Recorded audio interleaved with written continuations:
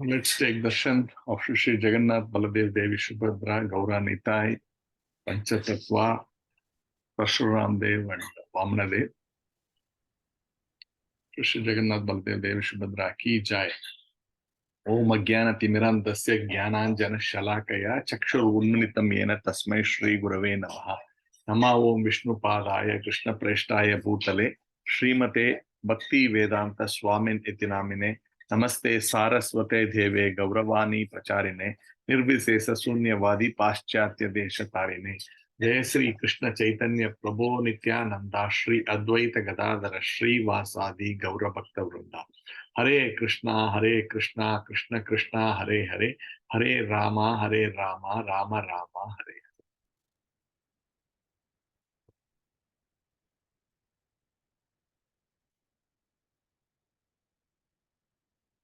Hare Krishna devotees, welcome for this morning session of Bhagavad Gita of ISKCON Srivas Sangam, chapter of ISKCON Seshadri Brahm.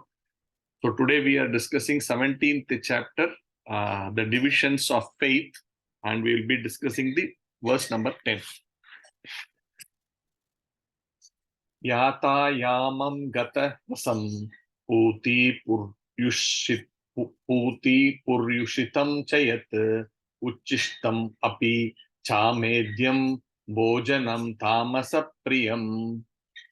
Food prepared more than 3 hours before being eaten, food that is tasteless, decomposed, and putrid, and food consisting of remnants and untouchable things is dear to those in the mode of darkness. Okay, so this verse is actually coming in this chapter, the divisions of faith, and here the various discussions is happening of different activities of different food and all that taken in different modes. You know, the 3 modes are there: goodness, passion, and ignorance.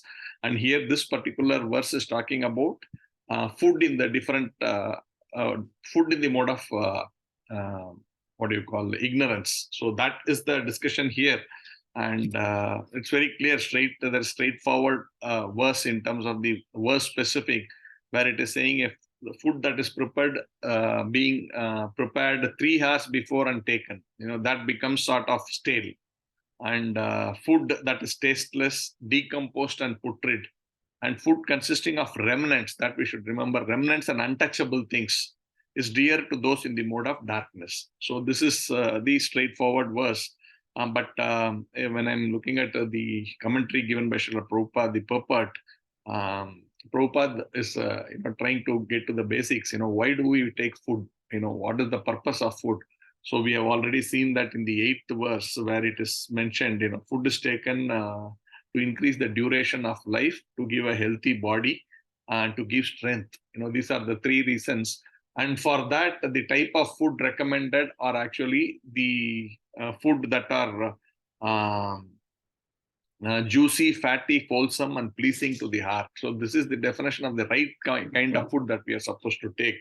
But then there are also these other kinds of food. You know, there is also the food which are very salty, very sour, very what do you call, spicy, and things like that. They become food in the passion. And the kind of food that we discussed today are food in the mode of ignorance. And Prabhupada is specifically talking about the here it's mentioned in the good food, which is good for the body. Then there the fatty items are there, and we get it from the animal. Animal only we can get fatty whatever substance, and also from the proteins. So these 2 are arguments put up by people who want to eat animal flesh, meat. So then Prabhupada is actually saying here, you know, the fatty substance mentioned here can be derived from the milk products and the derivatives. So the same animal product, which is actually this milk, but without having to kill the animal. You know, that he is very clearly, and it is only these demoniac people who have a mindset to do cruel activities.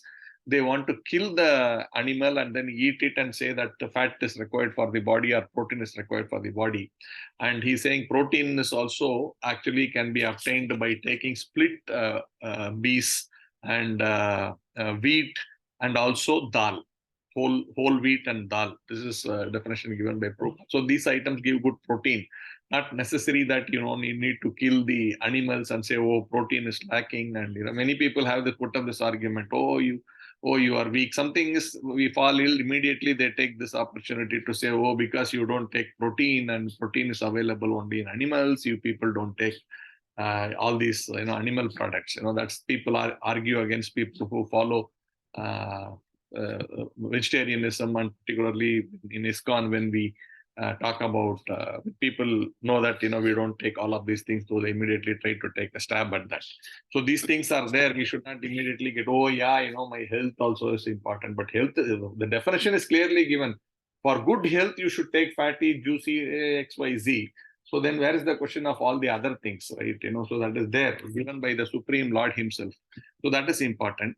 And then here there is also this talk about, the remnants of food.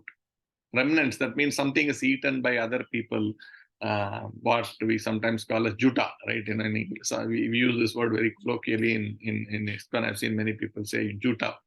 It means that is sort of eaten by some other person. The saliva may be touched, not touched, but there's a connection between the mouth and the food.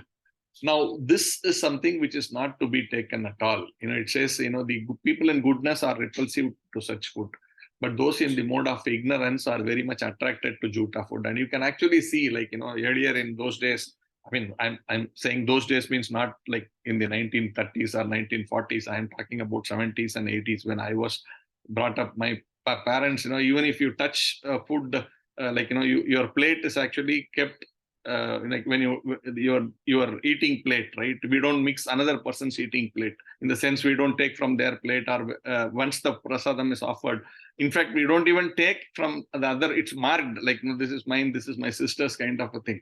We don't just keep taking other people's plate and eating, leave alone eating the remnants from that. If you see everybody pull everybody's tiffin box and then keep eating in the corporate world and all, we see, and then there is completely, everything is just messed up, right? Nobody bothers about the sanctity of the food that is being to be eaten. They put their hand into everybody's tiffin box and eat. But that is all very, very uncivilized way of eating. Technically, the prasadam, I mean the food, I'm not referring to prasadam particularly, because that's another thing altogether that we will discuss separately. But the other stuff, generally as food, if you have to consider, which is the non-devotee generally look at it, they don't even wash their hand as they touch and eat the food. They don't wash their hand. They put the same hand into the other main dish and pick the food and all that. There's so many intricacies about using different hands. So many things are there. But this thing about eating juta, that means eating the remnants of other person. When another person puts its hand, the eating hand, then that becomes a remnant. And that is something which is to be avoided, because we get all their gunas which that person is having. A non-devotee, has got everything completely ignorance only, right? In one sense, there may be gentlemen, that's a different story from a material standpoint of view. But then that guna will also be coming to us. Then what happens to the remnants of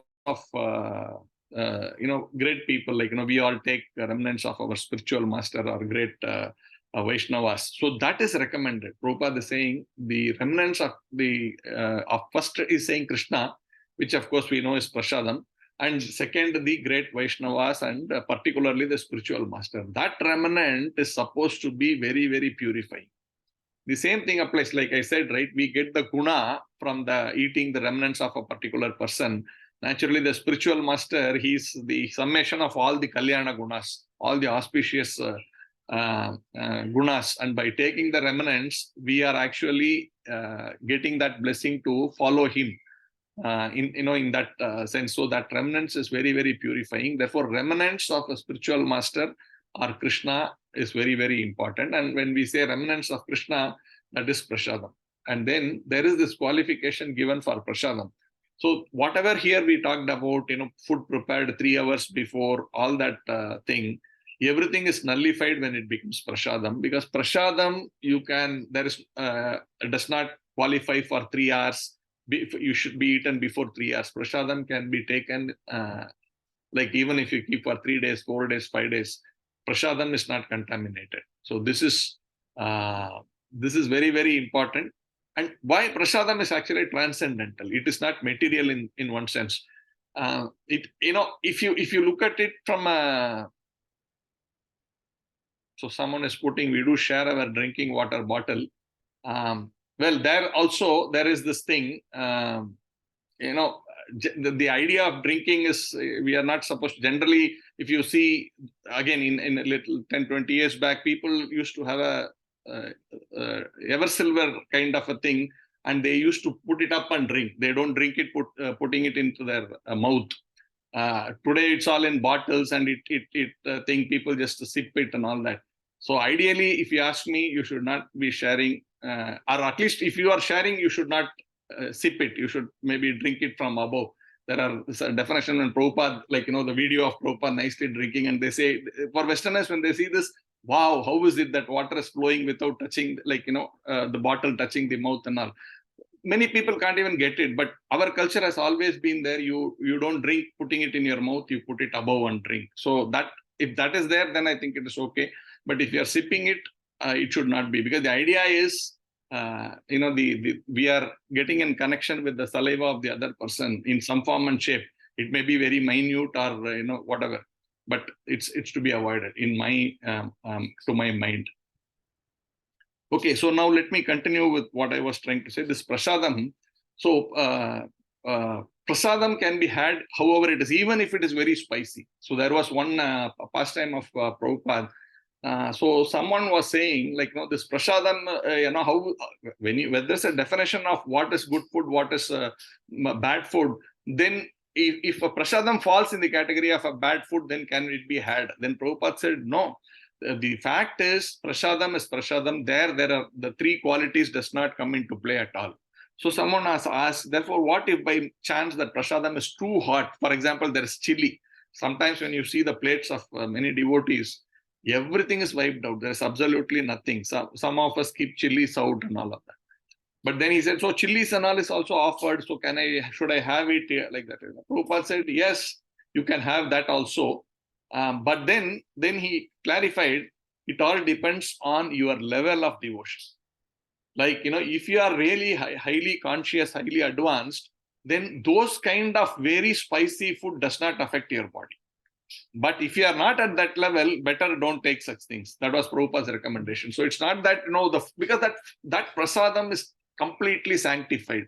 So it does not have any of these material gunas, and therefore it can be consumed without any problem to the body also. But if my conscience is not at that level, then I take prasadam, which is actually compatible to my body. Otherwise, I may fall sick.